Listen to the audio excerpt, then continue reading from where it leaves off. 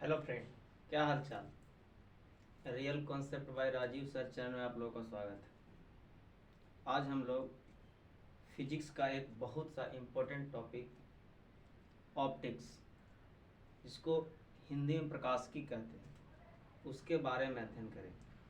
Topic का नाम क्या है? प्रकाशिकी।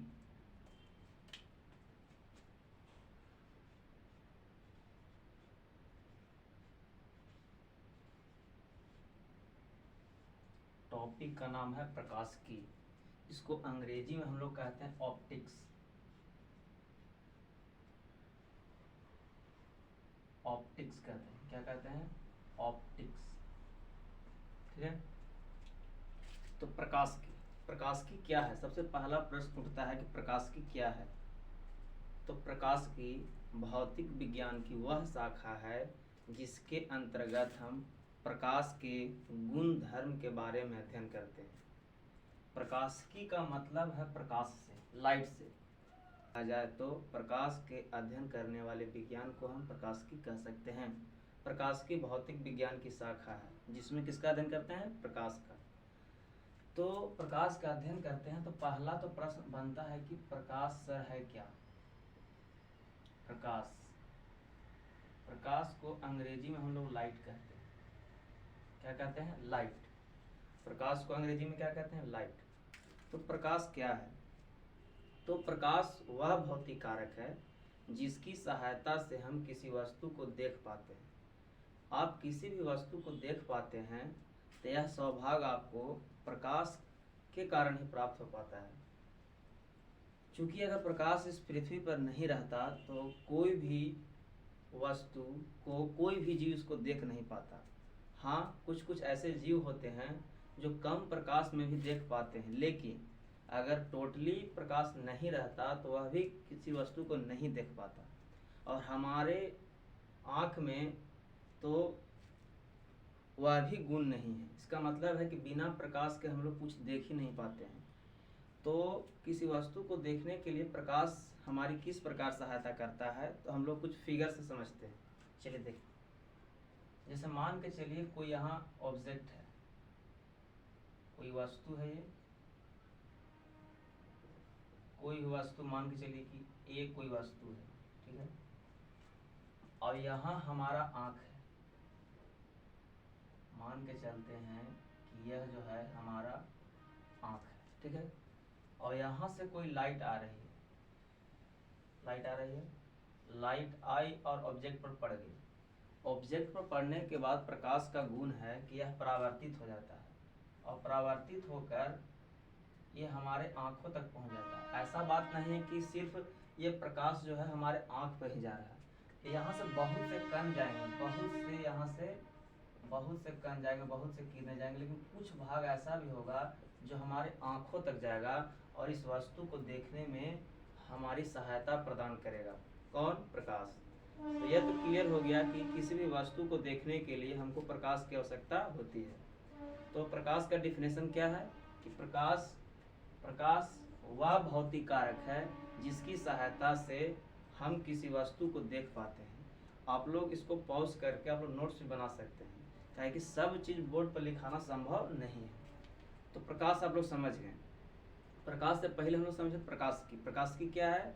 तो प्रकाश की भौतिक विज्ञान की वह शाखा है जिसके अंतर्गत हम प्रकाश के बारे में अध्ययन करते हैं या प्रकाश के गुण धर्मों को अध्ययन करते हैं। तो उसके बाद अगला प्रश्न आता है कि सर प्रकाश आखिर किसको कहते हैं? तो प्रकाश का हम लोग थोड़ा सा डिफिनेशन बता दिए कि प्रकाश, प्रकाश वह भौतिक कारक है जिसकी सहायता से हम किसी वस्तु को देख पाते हैं। और प्रकाश के बारे में विवाद है बहुत सारा। विवाद कहने का मतलब है दुनिया में जो भी वस्तु है या तो वह कण है और या तो वह ऊर्जा है, पदार्थ है या तो ऊर्जा है। तो उसी प्रकार प्रकाश को देखा जाए तो प्रकाश के बारे में बहुत सारे डिबेट है, उन्हें बहस चल रहा है कि कोई कहता है कि प्रकाश तरंग है, प्रकाश, कोई कहता है कि प्रकाश कण है। तो सबसे पहले देखते हैं कि प्रकाश पदार्थ है कि नहीं। प्रश्न उठता है कि क्या प्रकाश पदार्थ है? तो इसका सही आंसर होगा कि प्रकाश पदार्थ नहीं है। तो आप लोग पूछेगा कि सर प्रकाश पदार्थ नहीं काहे है, तो हम बताना चाहते हैं कि पदार्थ का आप लोग गुण समझे होंगे, क्लास 6-7 में पढ़ना था प्रकाश के बारे में, ऑब्जेक्ट के बारे में। तो प्रकाश पदार्थ नहीं होने का कारण है क्योंकि पदार्थ जो है उसमें कुछ भार होता है। तो सबसे पहला बात है कि प्रकाश में भार नहीं होता है। पहला बात हो गया कि प्रकाश में क्या नहीं होता है, भार नहीं होता है। दूसरा पदार्थ का गुण था कि पदार्थ जो है स्थान घेरती है। तो यहाँ आगे देखते हैं तो हम लोग जो है कि प्रकाश जो है स्थान भी नहीं घेरती है। कभी आप लोग नहीं सुने होंगे कि मान चलिए आपके कमरे में कोई बल्ब जल रहा होगा, तो ऐसा कभी नहीं होगा किसी टाइम में कि प्रकाश इतना ज़्यादा आ गया कि आपका दीवार जो है प्रकाश के ज़्यादा होने से टूट गया। ऐसा नहीं हुआ। ऐसा काहे नहीं हुआ कि प्रकाश स्थान नहीं घेरता है, यही अगर उसमें पानी डाल दिया जाए घेरती है। तो यहाँ आगे देखते हैं तो हम लोग जो है कि प्रकाश जो है स्थान भी नहीं घेरती है। कभी आप लोग नहीं सुने होंगे कि मान चलिए आपके कमरे में कोई बल्ब जल रहा होगा, तो ऐसा कभी नहीं होगा किसी टाइम में कि प्रकाश इतना ज़्यादा आ गया कि आपका दीवार जो है प्रकाश के ज़्यादा होने से टूट गया। ऐसा नहीं हुआ। ऐसा काहे नहीं हुआ कि प्रकाश स्थान नहीं घेरता है, यही अगर उसमें पानी डाल दिया जाए तो प्रकाश तो आपका जो दीवार टूट सकता है। इसका मतलब है कि प्रकाश में भार भी नहीं होता है और प्रकाश स्थान भी नहीं घेरती है।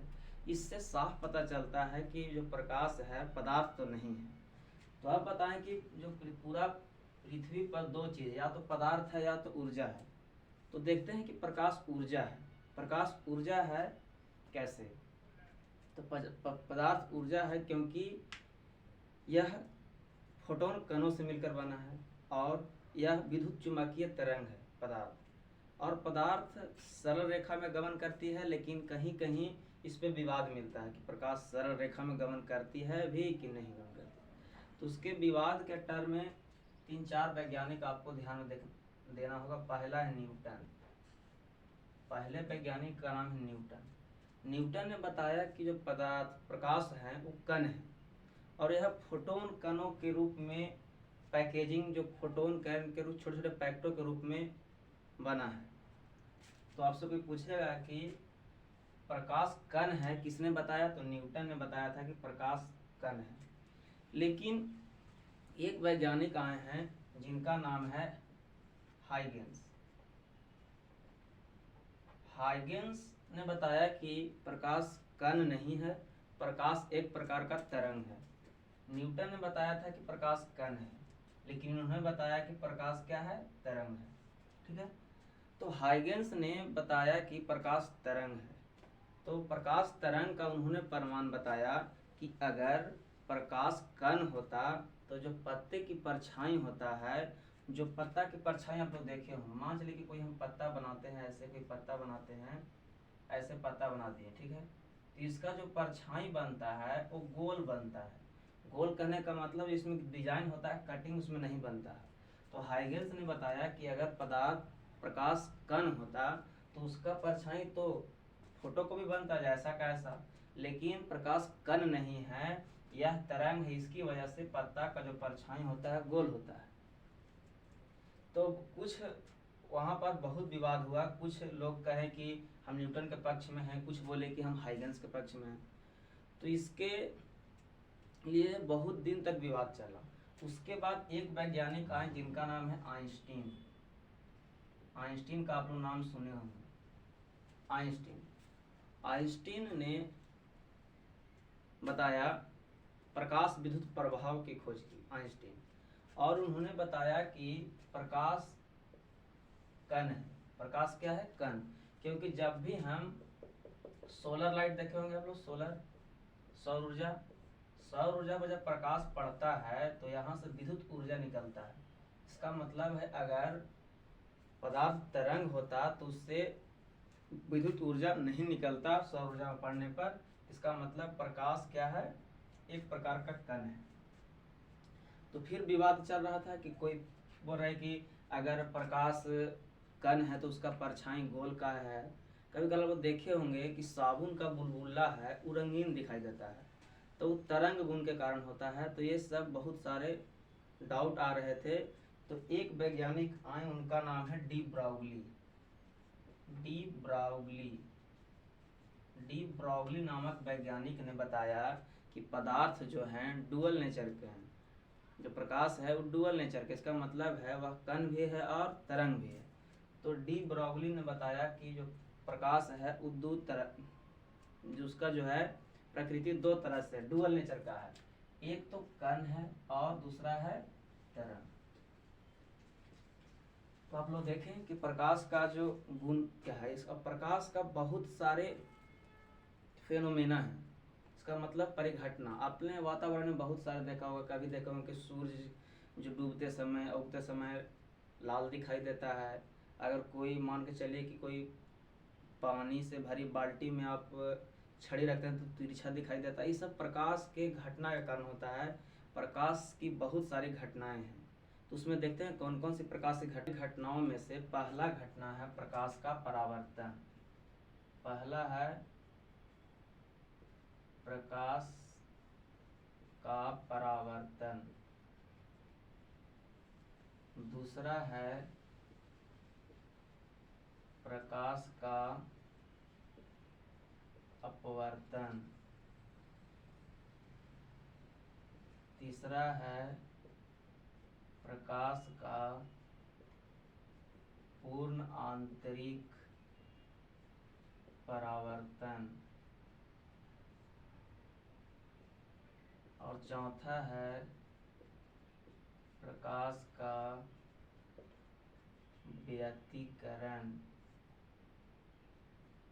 पांचवा है प्रकाश का विवर्तन।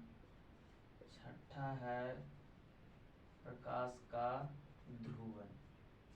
ये बहुत सारी घटनाओं में से कुछ घटना जो परिभाषित है, हम लोग को आगे क्लास में पढ़ना है। प्रकाश का परावर्तन। तो प्रकाश का परावर्तन जो है, प्रकाश का परावर्तन क्या है वो तो डीपली हम लोग अगले वीडियो में पढ़ेंगे, लेकिन उसका थोड़ा बहुत इसमें हम प्रयोग समझ लेते हैं। प्रकाश के परावर्तन का होता है कि किसी भी अपारदर्शक सतह से टकराकर प्रकाश अपने ही मार्ग में लौट जाती है, इसी घटना को प्रकाश का परावर्तन कहते हैं। दूसरा है अपवर्तन। प्रकाश के अपवर्तन होता है, इसके लिए पारदर्शी माध्यम होता है और माध्यम दो होता है। इसमें एक सघन माध्यम हो सकता है, एक विरल माध्यम होता है। इसमें प्रकाश का जो है पथ जो है चेंज हो जाता है। और इस प्रकाश का पूर्ण प्रकाश के अपवर्तन के कारण कुछ उपयोग पढ़ लेते हैं कि प्रकाश के अपवर्तन के कारण कौन कौन सी घटना होती है। तो देखते हैं, प्रकाश के अपवर्तन के कारण आप लोग कभी देखे होंगे कि बाल्टी में आप भरी बाल्टी में छड़ी डालते हो तो तिरछा दिखाई देता है, तो प्रकाश के अपवर्तन के कारण होता है। आप लोग रात को देखे होंगे तो आकाश में तारे टिमटिमाते हैं, ये भी अपवर्तन की घटना के कारण होता है, लेकिन इसका वायुमंडल से रिलेटेड बात है, इसलिए इसका वायुमंडलीय अपवर्तन आंसर होता है। तो अपवर्तन ही होता है लेकिन वायुमंडलीय अपवर्तन। और प्रकाश के अपवर्तन के कारण किसी भी तालाब या किसी भी बाल्टी या किसी भी गड्ढे जो पानी भरा है उसका जो वास्तविक गहराई है उससे कुछ ऊंचा ही उसका तल दिखाई देता है। इसका मतलब हम लोग को आंखों में भ्रम होता है। कभी कभी देखे होंगे कि मछली पकड़ने गए होंगे तो मछली आपसे जहाँ वास्तविक स्थान है उससे कुछ ऊपर दिखाई देती है, तो भी अपवर्तन के कारण होता है। और बहुत सी घटनाएं अपवर्तन के कारण, कभी कभी मेला में गए होंगे आप लोग, तो मेला वाला उसमें क्या करता है कि एक बाल्टी में पानी रखता है और गिलास रखता है, उसमें आपको सिक्का डालने के लिए कहता है, तो आप लोग सीधा एकदम निशान लेकर डालते तो नहीं जाता है। तो यह अपवर्तन के कारण ही घटना हो पाता है। आगे तक कहते हैं प्रकाश का पूर्ण आंतरिक परावर्तन। तो प्रकाश के पूर्ण आंतरिक परावर्तन के कारण बहुत सारी घटनाएं होती है। जैसा आप लोग देखे होंगे कि कभी कभी गर्मी के दिनों में आप लोग मोटरसाइकिल चला करके जा रहे होंगे, तो आगे रोड पर देखते होंगे कि लगता है कि पानी है, लेकिन आगे वहाँ पर पहुँचते हैं तो वहाँ देखते हैं कि पानी नहीं है, लेकिन कुछ दूरी पर फिर और दिखता है कि पानी है। तो ये होता है मृग मरीचिका के कारण पूर्ण आंतरिक परावर्तन की घटना। कभी कल देखे होंगे आप लोग घर में, कभी कल छोटा बच्चा है वह आपके कुछ कांच को गिरा देता है, जो कांच को गिरा देता है तो उससे उसका किनारा टूट जाता है, तो उससे वह बहुत चमकता है तो वह कांच का किनारा चमकना भी प्रकाश के पूर्ण आंतरिक परावर्तन कारण होता है। हीरा का चमकना भी पूर्ण आंतरिक परावर्तन का ही उदाहरण है। आगे प्रकाश के व्यतिकरण के कारण आप लोग देखे होंगे कि साबुन का बुलबुला जो होता है रंगीन दिखाई देता है, ठीक है। और कभी कभी देखे होंगे कि सड़क पर जाते हैं, कभी तेल उल गिर जाता है तो वह भी रंगीन दिखाई देता है प्रकाश के व्यतिकरण के कारण। पहला बताएं प्रकाश का जो है व्यतिकरण का गुण, किसका जो बुलबुला होता है, पानी का बुलबुला वो रंगीन होता है, और सड़क पर तेल अगर गिर जाता है तो वह भी रंगीन दिखाई देता है। तो वह व्यतिकरण विवर्तन के कारण ही, प्रकाश के विवर्तन की घटना के कारण ही पत्ता के जो परछाई होता है गोल दिखाई देता है। आप लोग तलवार देखे होंगे, तलवार में धार होता है, तो धार का भी परछाई एकदम सिडौल बनता है, इसका मतलब धार नहीं दिखाई देगा। हंसुआ देखे और हंसुआ में देखे होंगे तो ऐसा कटिंग बना होता है डिजाइन, लेकिन इसका जब परछाई बनेगा तो डिजाइन गायब हो जाएगा। यह प्रकाश के विवर्तन के कारण होता है। और ध्रुवन का है कि प्रकाश को जैसे आप लोग पढ़ेंगे, प्रकाश अगर टकरा गया तो विभिन्न माध्यम में फैल जाता है, तो उसको विभिन्न माध्यमों को रोक कर एक जगह पर भेजना ध्रुवन कहलाता है, माने कि उसको एक सीध में पहुंचाना, वही ध्रुवन है। तो देखें कि प्रकाश का परावर्तन, अपवर्तन, पूर्ण आंतरिक परावर्तन, व्यतिकरण और विवर्तन से कुछ अभी हम लोग थोड़ा बहुत पढ़े हैं। अभी कल इसका एक एक करके अगला वीडियो में हम लोग डिस्कशन करेंगे। प्रकाश का परावर्तन क्या, उसको डीपली पढ़ेंगे, उसमें दर्पण आएगा, उसके बाद अपवर्तन पढ़ेंगे, उसमें लेंस पढ़ना होगा। तो आगे की कक्षा में हम लोग ये सब पढ़ेंगे। तो आशा करते हैं कि यह वीडियो आपको बहुत पसंद आया होगा। तो इस चैनल को लाइक, शेयर एंड सब्सक्राइब जरूर करें। जय हिंद, जय भारत।